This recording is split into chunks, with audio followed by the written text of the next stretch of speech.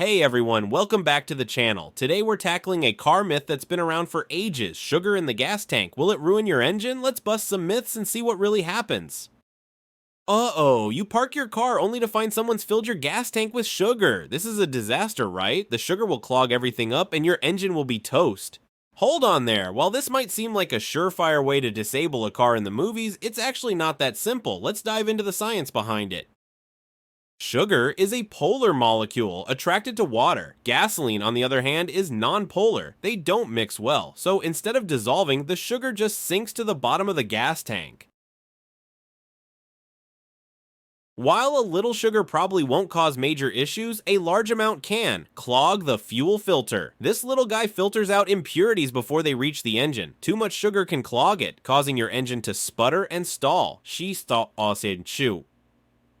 Fuel pump issues. In extreme cases, sugar could even clog the fuel pump, stopping fuel flow altogether. This means your car simply won't start.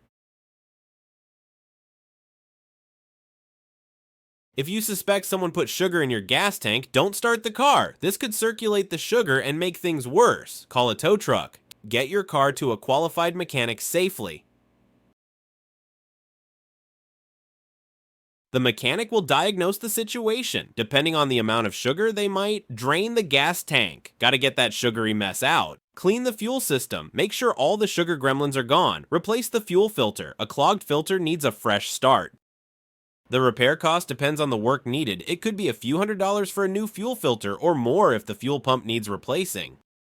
So, putting sugar in a gas tank is more of an annoyance than an engine death sentence. It might cause some problems, but a mechanic can fix it. Remember, don't tamper with other people's cars. It's illegal and just not cool. Thanks for joining the myth-busting crew today. If you enjoyed this video, don't forget to like and subscribe for more car care tips and tricks. Let me know in the comments below what car myths you'd like to see tackled next.